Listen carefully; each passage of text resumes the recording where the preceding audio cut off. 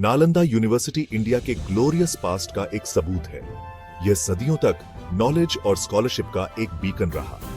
5वीं शताब्दी ईस्वी में स्थापित नालंदा सीखने का एक रिनाउंड सेंटर बन गया।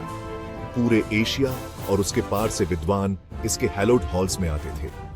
नालंदा की कहानी इंटेलेक्चुअल परसूट और कल्चरल एक्सचेंज की कहानी है। यह मैग्निफिसेंट राइज और ट्रैजिक फॉल दोनों की कहानी है। फिर भी इसकी लेगेसी आज भी जिंदा है, जो पीढ़ियों को इंस्पायर करती है। नालंदा यूनिवर्सिटी का ओरिजिन टाइम के रहस्यों में छिपा हुआ है। कहानी है कि यह एक सेक्रेड ग्रोव था। कहा जाता है कि खुद बुद्ध ने इस जगह का दौरा किया था। हिस्टोरिकल रिकॉर्ड्स बताते हैं कि नालंदा को औपचारिक रूप से 5वीं शताब्दी ईस्वी में स्थापित किया गया था। गुप्त सम्राट कुमारगुप्त प्रथम को इसकी स्थापना का श्रेय दिया जाता है। उन्होंने एक ऐसी जगह की कल्पना की थी जहां ज्ञान फ्लरिश हो। नालंदा बहुत जल्दी सीखने के सेंटर के रूप में प्रसिद्ध हो गया। इसकी रेप्यूटेशन दूर दूर तक फैली, जिससे स्कॉलर्स और स्टूडेंट्स दोनों आकर्षित हुए।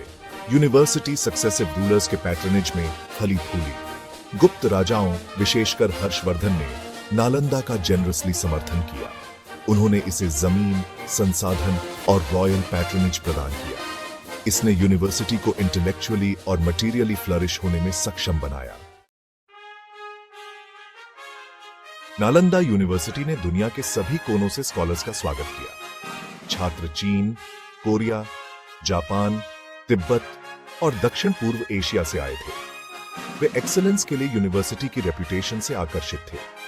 यूनिवर्सिटी में धर्मागंजा या ट्रेजरी ऑफ नॉलेज के नाम से जाना जाने वाला एक विशाल पुस्तकालय था। इसमें विभिन्न विषयों पर अनगिनत मैन्युस्क्रिप्ट्स थे। इन विषयों में फिलॉसफी, रिलीजन, एस्ट्रोनॉमी, मैथमेटिक्स और मेडिसिन शामिल थे। सेक्शन 5, नालंदा में करिकुलम और जीवन। नालंदा यूनिवर्सिटी ने एक कॉम्प्रिहेंसिव करिकुलम प्रदान किया। यहां पर शिक्षा का स्तर बहुत ऊंचा था और यह विभिन्न विषयों में गहन अध्ययन के लिए प्रसिद्ध था। इसने कई तरह के सब्जेक्ट्स को कवर किया। इनमें धर्म, तर्कशास्त्र, चिकित्सा, गणित, खगोल शास्त्र और कला जैसे विषय शामिल थे। हर विषय को गहराई से पढ़ाया जाता था।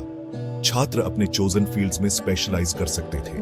वे अपने रुचि के अनुसार विषयों का चयन करते थे और उसमें महारत हासिल करते थे। यह उन्हें अपने क्षेत्र में विशेषज्ञ बनने का अवसर देता था। टीचिंग मेथोडोलॉजी में डिबेट और डिस्कशन पर जोर दिया गया था। यह छात्रों को स्वतंत्र रूप से सोचने और अपने विचारों को व्यक्त करने के लिए प्रोत्साहित करता था। यहां पर शिक्षकों और छात्रों के बीच खुली चर्चा होती थी। नालंदा में जीवन बहुत डिसिप्लिन्ड था। यहाँ के छात्र और शिक्षक दोनों ही अनुशासन का पालन करते थे। यह अनुशासन उनके शैक्षिक और व्यक्तिगत विकास के लिए महत्वपूर्ण था। स्टूडेंट्स और स्कॉलर्स से कंडक्ट के स्ट्रिक्ट रूल्स का पालन करने की उम्मीद की जाती थी। यह नियम उनके आचरण और व्यवहार को नियंत्रित करते थे, जिससे एक सकारात्मक और उत्पादक शैक्षिक वातावरण बनता था। वे मॉनेस्टरीज में रहते थे, अपनी स्टडीज और स्पिरिचुअल ग्रोथ के लिए खुद को समर्पित करते थे।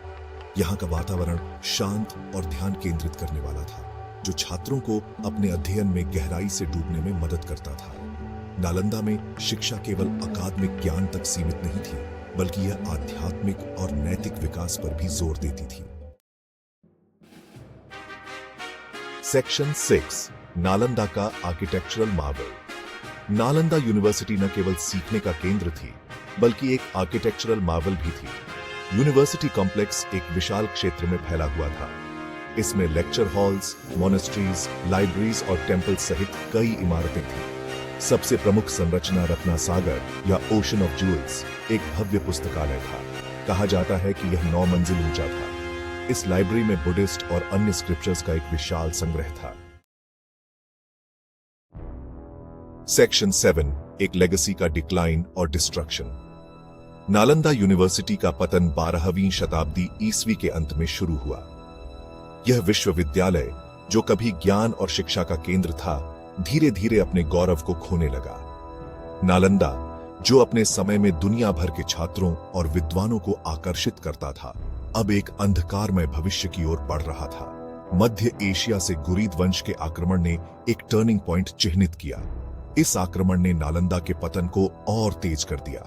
घुरिद वंश के आक्रमणकारियों ने नालंदा के समृद्ध पुस्तकालयों और शैक्षिक संस्थानों को नष्ट कर दिया, जिससे यह महान विश्वविद्यालय अपने पूर्व गौरव को पुनः प्राप्त नहीं कर सका।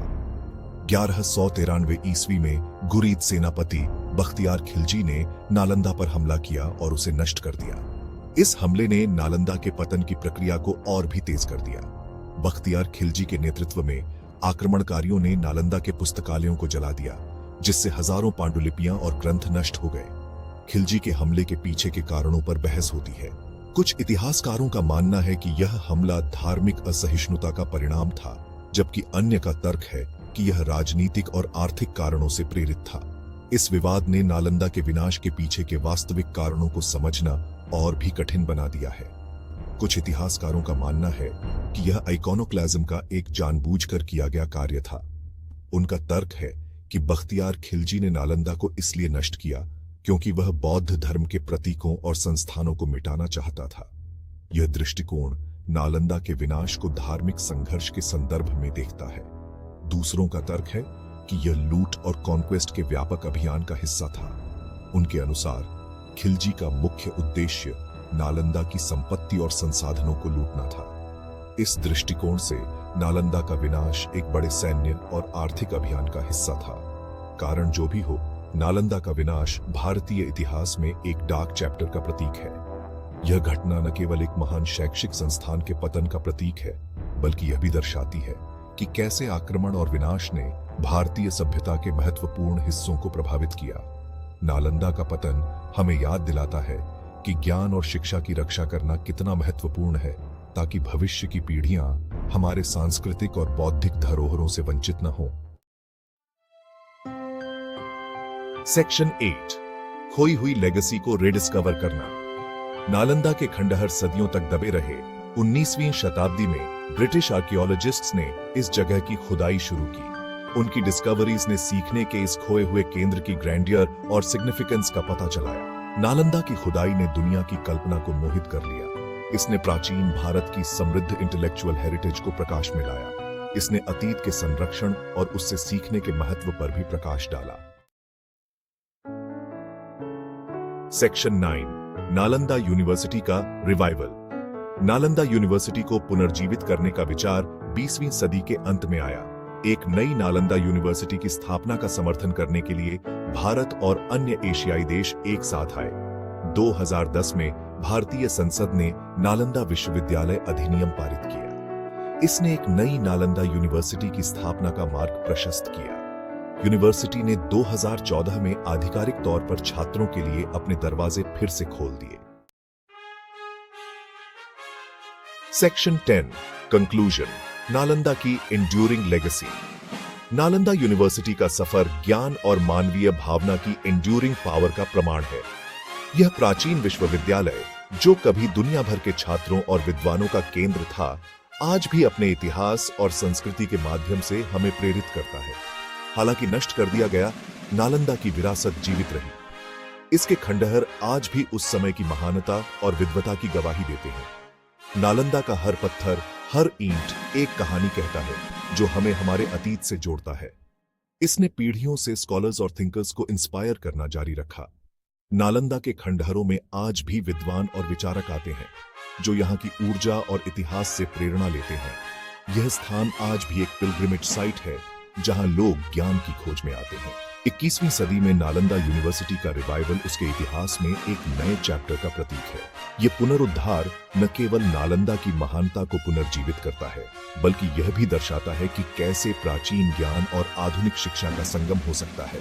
यह आशा की किरण और इंटरनेशनल कोऑपरेशन का प्रतीक है। नालंदा का पुनरुद्धार विभिन्न देशों और संस्कृतियों के बीच सहयोग और समझ को बढ़ावा देता है।